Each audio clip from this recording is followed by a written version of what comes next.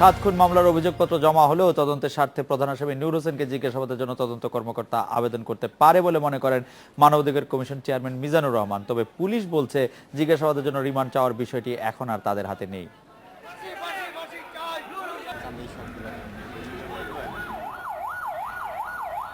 নারায়ণগঞ্জের আলোচিত সাত খুনের নেপথ্যের কারণ ও মূল ক্রীড়ারকদের বিষয়ে বিস্তারিত জানতে নূর হোসেনকে রিমান্ডে নেওয়ার জোর দাবি জানাচ্ছে নিহতের স্বজনরা। তবে তার প্রয়োজন বা সুযোগ কোনোটাই নেই বলে মনে করছে পুলিশ।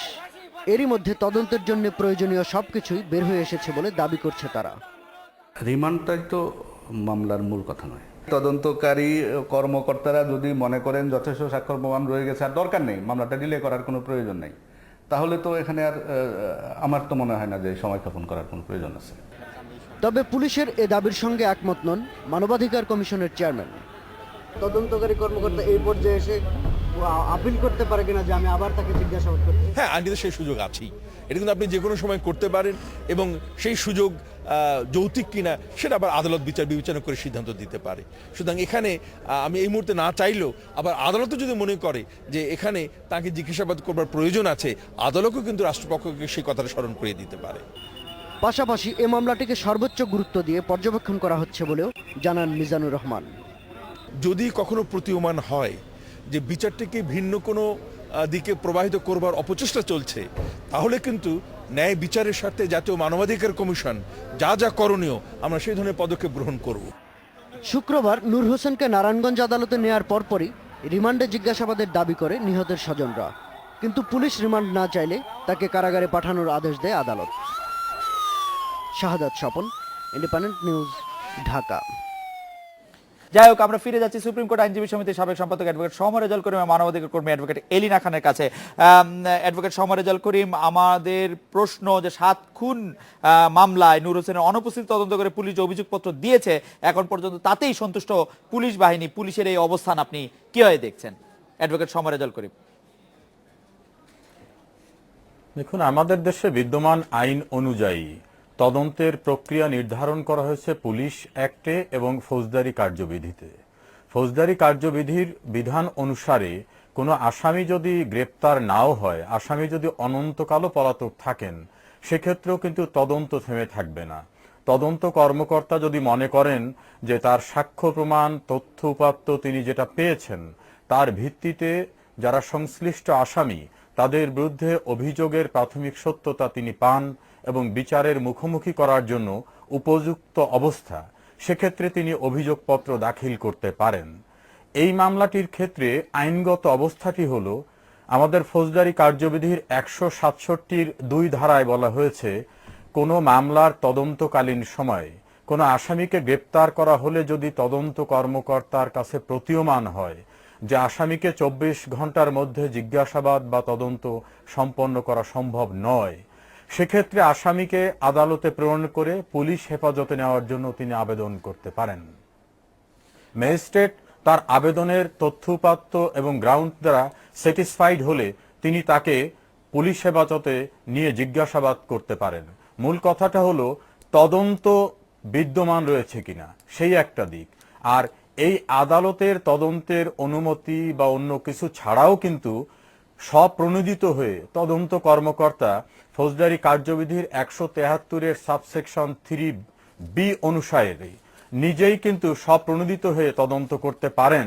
আবারও তদন্ত করতে হলে তাকে দেখতে হবে যে তার কাছে নতুন করে কোনো তথ্য উপাত্ত সাক্ষ্য প্রমাণ আসছে কিনা। সেক্ষেত্রে তিনি সুয়ামোটো ইনভেস্টিগেশন স্টার্ট করলে তখন কিন্তু আবার যে কোনো আসামিকে তিনি রিমান্ড বলি যে বা হেফাজতে বলি সেটা চাইতে পারবেন এবং তার প্রেক্ষিতে তিনি পরবর্তীতে একটা সম্পূরক অভিযোগপত্র দিতে পারবেন। বিষয়টা নির্ধারিত হবে তদন্ত কর্মকর্তার কাছে আরও তদন্তের প্রয়োজনীয়তা প্রতীয়মান হয়েছে কিনা। অ্যাডভোকেট এলিনা খান, আমরা আপনার কাছে জানতে চাইবো যে নূর হোসেনের রিমান্ড দাবিতে মানববন্ধন হচ্ছে, বিক্ষোভ হচ্ছে, গণমাধ্যমও বিষয়টি নানাভাবে সামনে আনছে। ন্যায় বিচার দাবির বদলে রিমান্ডের দাবিতে জনতার এই আগ্রহ আপনি কিভাবে দেখেন অ্যাডভোকেট এলিনা খান? আমি এই বিষয়টাকে দুইভাবে দেখছি। একটা হচ্ছে যে আমরা যদি সাত খুনের যে হত্যা মানে যে ঘটেছে সেটা যদি একটু পর্যালোচনা করি তাহলে দেখা যায় যে বিভিন্নভাবে বিভিন্ন লোক জড়িত। একটা হচ্ছে জড়িত ছিল নূর হোসেন এবং তার গংরা, একটা জায়গা জড়িত আছে এখানে র্যাবের কতিপয় ব্যক্তি অর্থাৎ প্রশাসনের কিছু ব্যক্তি। এরপরে আমরা দেখেছিলাম, সেটা মিডিয়ার কারণেই আমরা দেখেছি, মিডিয়ার মাধ্যমে দেখেছিলাম যে এখানে নূর হোসেন যখন পালাই যাচ্ছে তখন মিডিয়াতে দেখানো হয়েছে যে একজন সংসদ সদস্যের কথোপকথনের মাধ্যমে সে কিছু কথা বলেছে, সেটা গুরুত্বপূর্ণ এবং এই মামলার সংশ্লিষ্টতা আছে। এখন আমি যে কথাটা, এটা একটা পার্ট, আর আরেকটা পার্ট বলছি তদন্তের ক্ষেত্রে, যেটা কিছুক্ষণ আগে সমর রেজাউল হক বলছেন, আমি তার সাথে একমত হয়ে আবার একটু ইনক্লুড করছি। কখনো কখনো দেখা যায় যে তদন্তকারী কর্মকর্তা স্বপ্রণোদিত হয়ে কখনো করে, আবার কখনো কখনো বাদী নারাজির প্রেক্ষিতে আমরা কোর্টে দেখেছি যে সে যদি যুক্তিসঙ্গত কারণগুলো তুলে ধরে, কোর্ট যদি বিবেচনা মনে করে যে এগুলো তদন্ত হওয়া খুব জরুরি এবং মামলার স্বার্থে এটা দরকার আছে, তাহলে কোর্ট সেটাও দিয়ে দিতে পারেন। সেটা তদন্ত কর্মকর্তা যদি নাও চেয়ে থাকে, সেক্ষেত্রে কিন্তু ফৌজদারি কার্যবিধি অনেক বড় একটা বিষয়, সেই জায়গাটা অনেকগুলো কাজ আছে যেগুলো আমাদের বিচারক মহোদয় এটা করতে পারেন।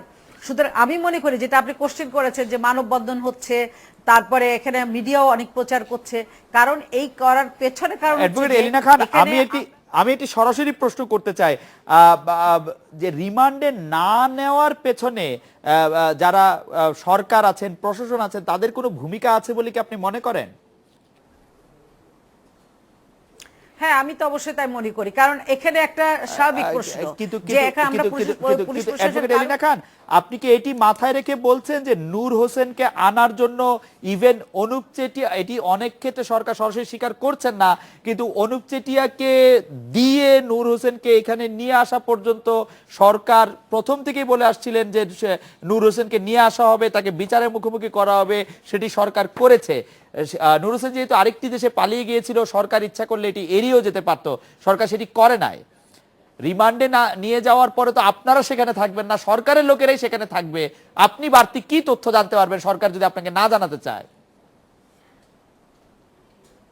সরকার যদি নাও জানাতে থাকে, তাহলে বিচার বিভাগেও একটা তদন্তের ব্যাপারটা আছে। সেটা দেখেন, আপনি যদি মিডিয়াতে দেখিয়ে থাকেন যে এখানে একজন সংসদ সদস্যের সাথে নূর হোসেন কথা বলছে, তার এই মিডিয়া কোথা থেকে পেলো, সেটাও তো একটা বিচারে আসার দরকার, যে এই জিনিসটা গুরুত্বপূর্ণ একটা বিষয়, তাকে পলায় সাহায্য করেছে কিনা। আর আপনি যে কোশ্চেনটা করলেন সেটা হচ্ছে যে নূর হোসেনকে যদি ফেরত নিয়ে আসে অনুপ চেটিয়ার বিষয়টা, এটা সরকার, দুই সরকারের একটা বিষয় আছে।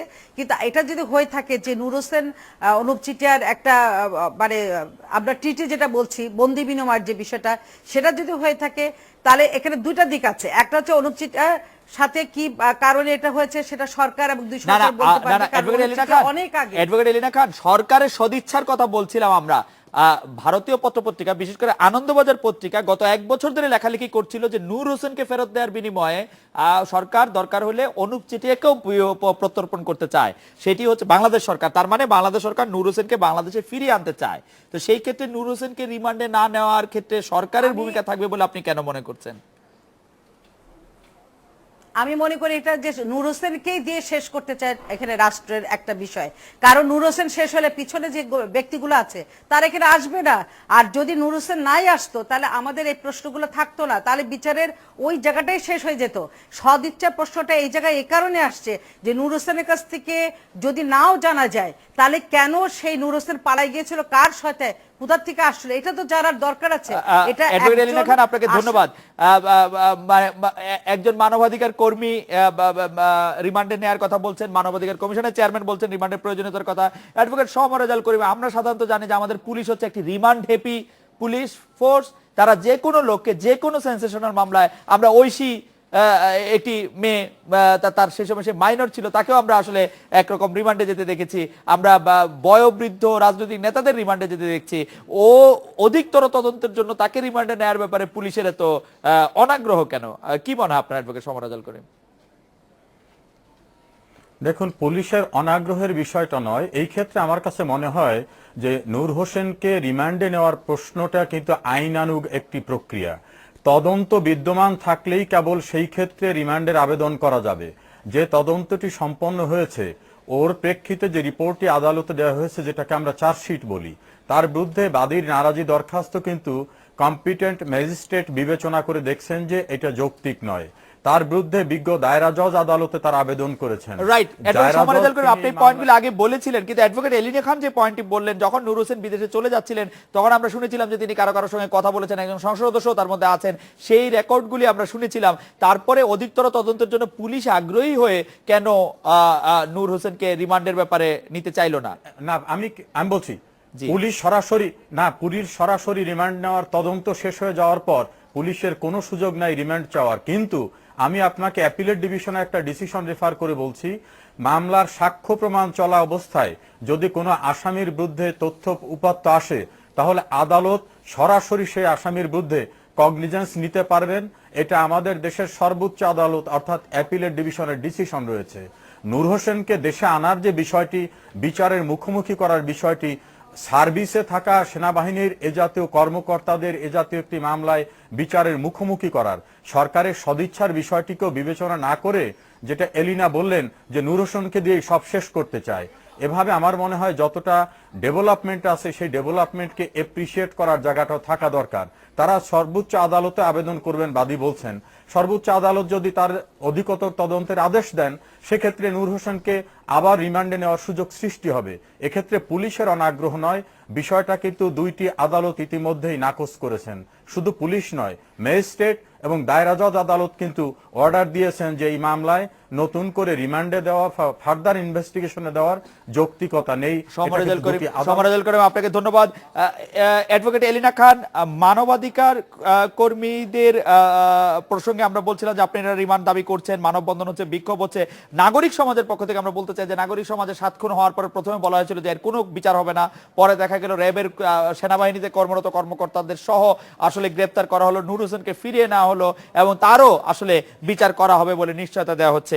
এই ক্ষেত্রে আপনারা সরকারকে ধন্যবাদ বা আইন শৃঙ্খলা রক্ষাকারী বাহিনীকে ধন্যবাদ জানাবেন কিনা? অ্যাডভোকেট এলিনা খান, নাগরিক সমাজের পক্ষ থেকে। হ্যাঁ, আমি অবশ্যই ধন্যবাদ জানাবো যে কতগুলো জায়গায় তারা অবশ্যই অ্যাপ্রিসিয়েটের একটা কাজ করেছে। এটাও যেরকম সত্যি, সূক্ষ্ম একটা কাজ চলছে সেটাও সেরকম সত্যি। সেটা হচ্ছে এই যে চার্জশিটের পরে কেন নূর হোসেনকে ফেরত নিয়ে আসা হলো। এই নূর হোসেন তো 1 বছর আগে গিয়েছিল, তাহলে চার্জশিট দেওয়ার আগে যে প্রক্রিয়া চলছিল তার নূর হোসেনকে চার্জশিটের আগে নিয়ে আসা যেত। সেটা যখন নিয়ে আসা হয়নি, তাহলে সূক্ষ্ম একটা কারচুপি বা সূক্ষ্ম একটা। অ্যাডভোকেট এলিনা খান, আপনাকে ধন্যবাদ। সমর রেজাল করিম, আপনি এক লাইনে কি বলবেন যে এটি একটি চার্জশিট দেওয়ার পরে আসলে নূর হোসেনকে ফেরত নিয়ে আসা হলো, এতে কি মামলা আসলে একটু ক্ষতিগ্রস্ত হবে কিনা? দেখুন, বঙ্গবন্ধু হত্যা মামলার আসামিরা বাইরে অনন্তকাল পলাতক থাকা অবস্থায়ও কিন্তু তাদের মৃত্যুদণ্ড হয়েছে। আমি বিশ্বাস করি এই মামলায় নূর হোসেনকে না আনা হলেও আইন তার স্বাভাবিক প্রক্রিয়া চলতো। অ্যাডভোকেট সমর রেজাল করিম, অ্যাডভোকেট এলিনা খান, আপনাদের অনেক ধন্যবাদ। আমরা এডিটর স্পিকে একটি বিরতি নিচ্ছি, বিরতির পরে ফিরে এসে থাকছি অন্য খবরে।